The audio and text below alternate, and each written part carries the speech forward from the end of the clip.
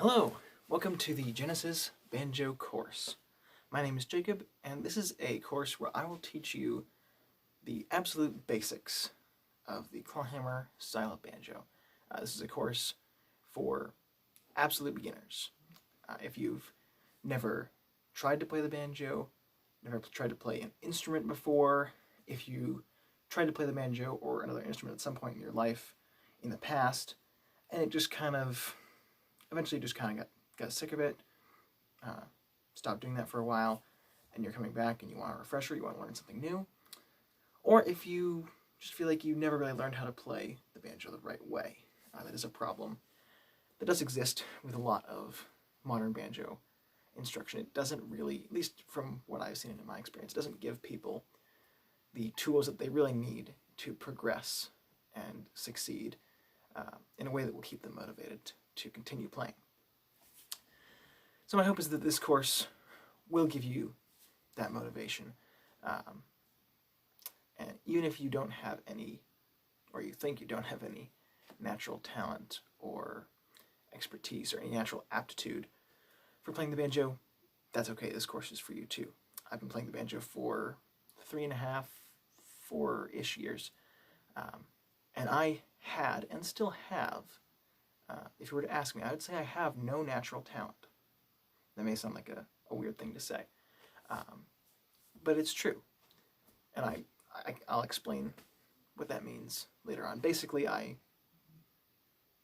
all my talent comes from hard work, which is less fun and glamorous than natural talent, but often more effective in my experience.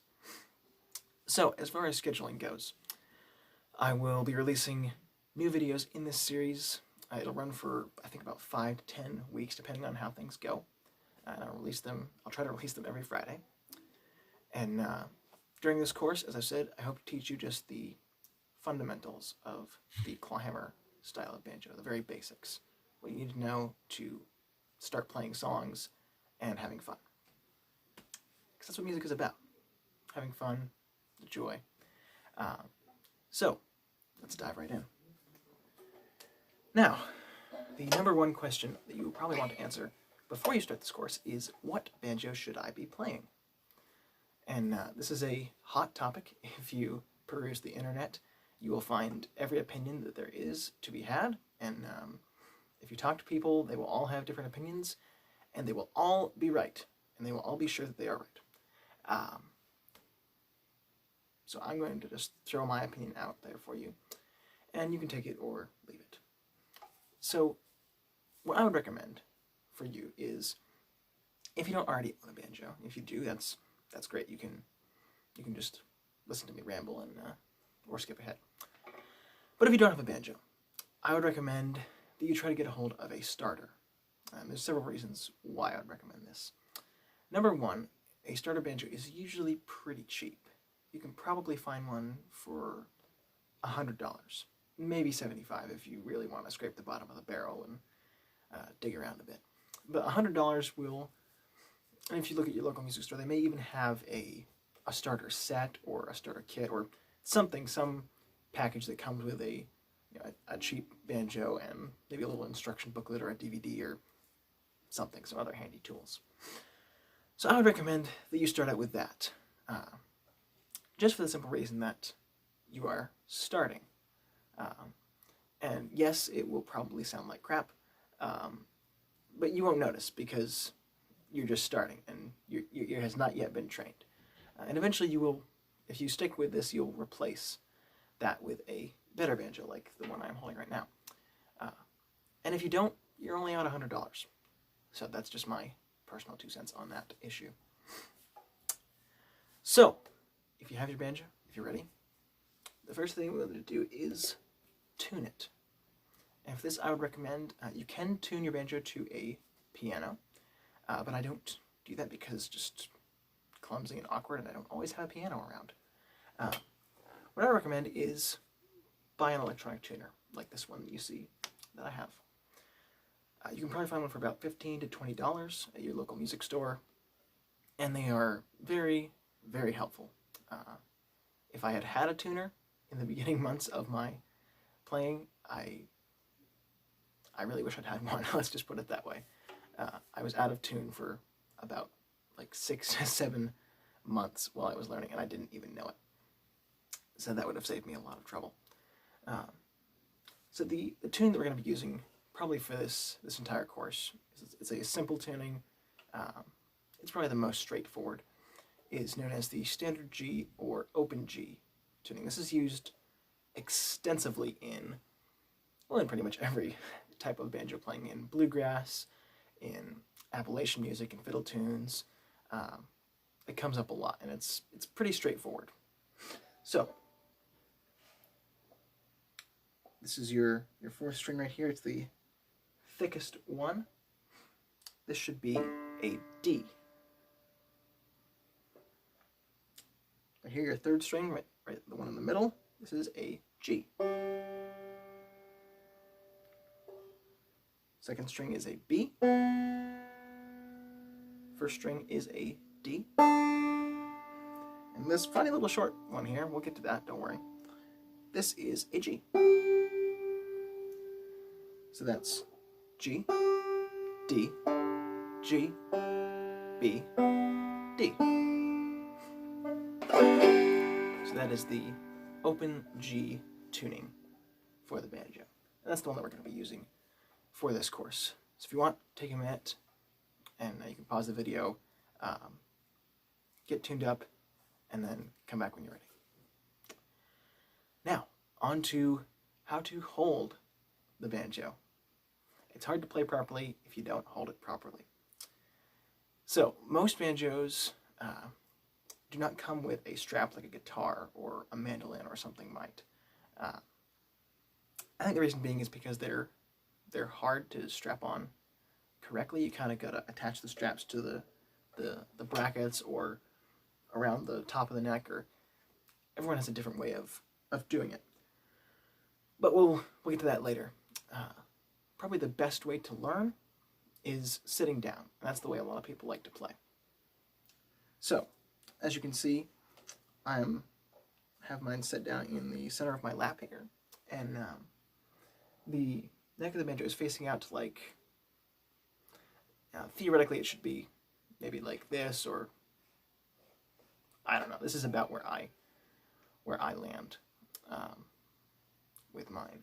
And the way that you can test it is take your right hand and just kind of brace it against the banjo, or more with your arm, or your wrist is more what's doing the bracing, and just hold it right there. If it doesn't slip, that's what you're aiming for. Your aim is to be able to hold the banjo like this without supporting it with the left hand. And this will probably take a little while for you to get the hang of.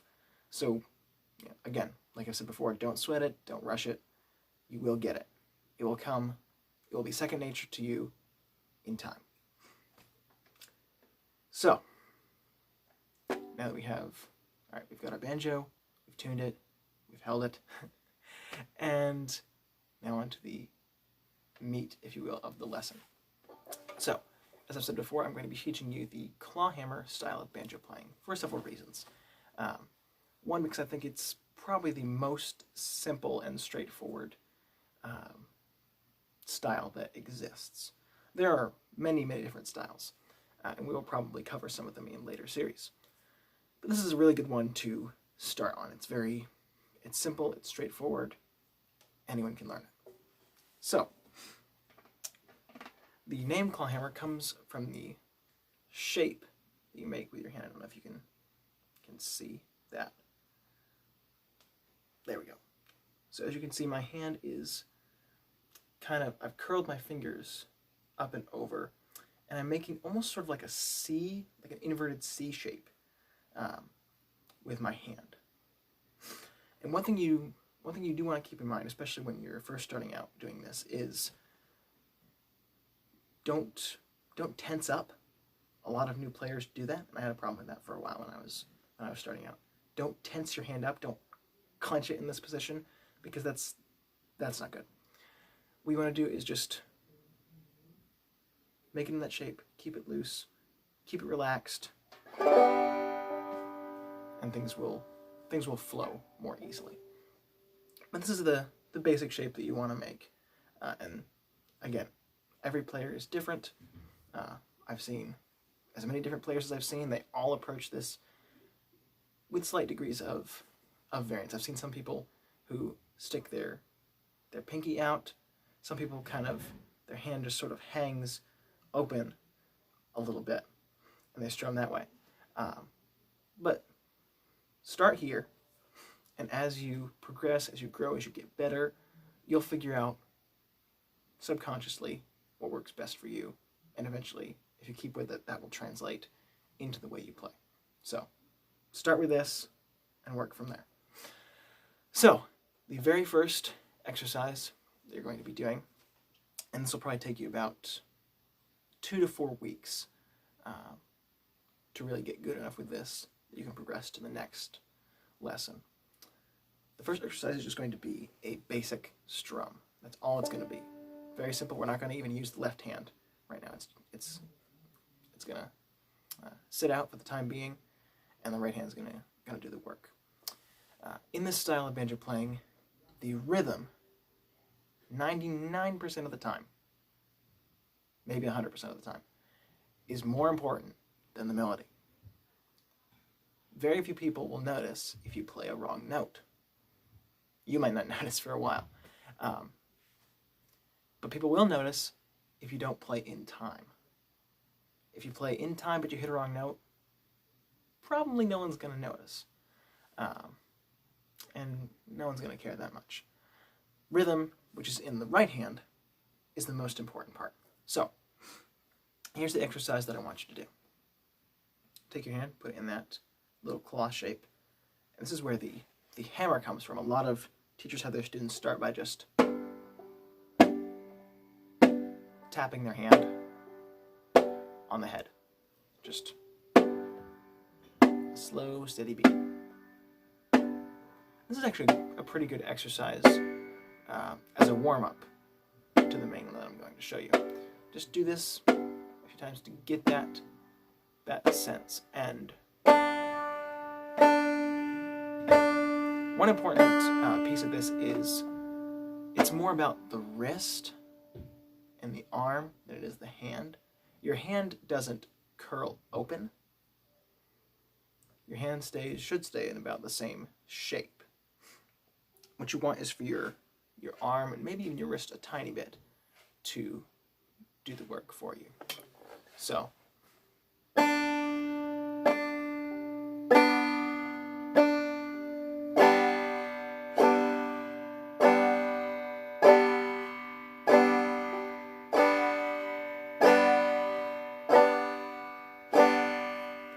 start out with the tap.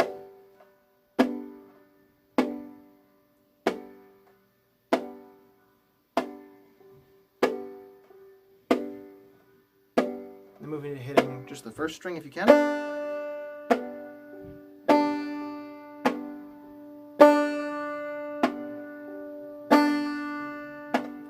And then try hitting more than one string.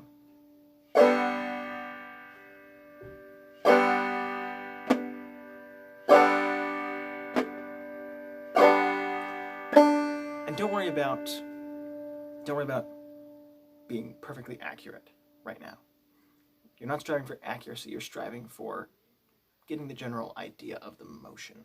You want to get the feel of this. This motion is integral to every other technique you will learn in this course and pretty much in all of the clawhammer style. So don't sweat it, don't rush it.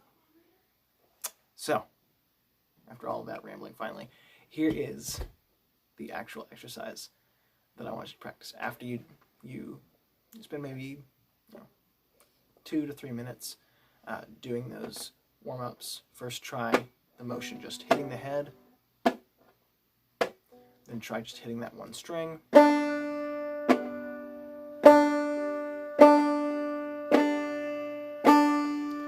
try hitting all the strings or more than one.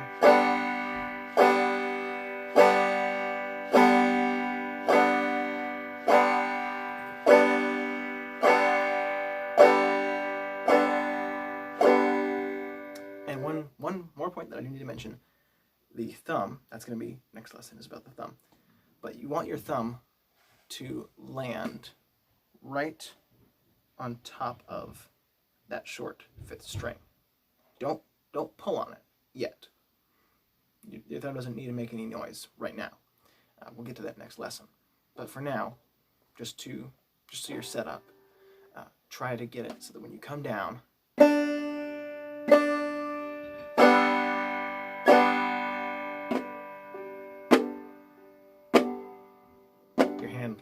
your thumb lands right about there on the 5th string.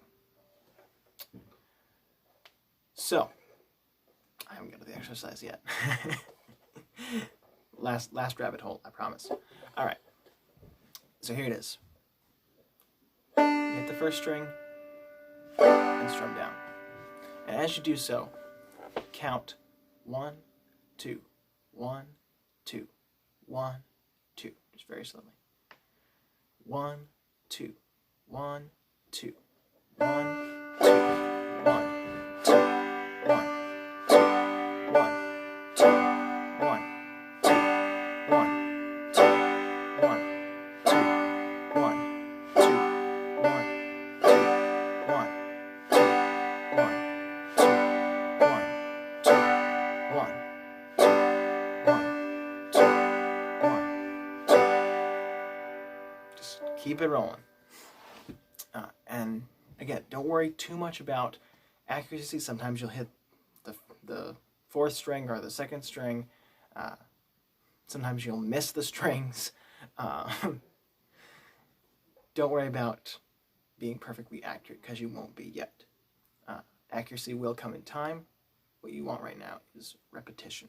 Just keep doing that motion. The motion is the important thing right now. Accuracy will come later. Just be patient.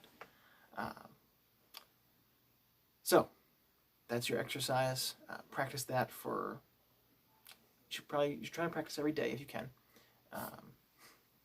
Don't practice too long. Don't practice this for like an hour a day. Don't do that to your friends and family. Don't do that to yourself. Maybe spend 10 to 15 minutes, maybe 20 minutes if you have that much time, and if your family can bear it that long, each day, or even 2 small blocks of time. If you do 10 minutes in the morning and 10 minutes at night,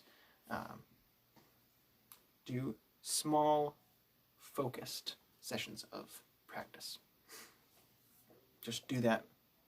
Do those warm-up exercises that I showed you, and do that strum.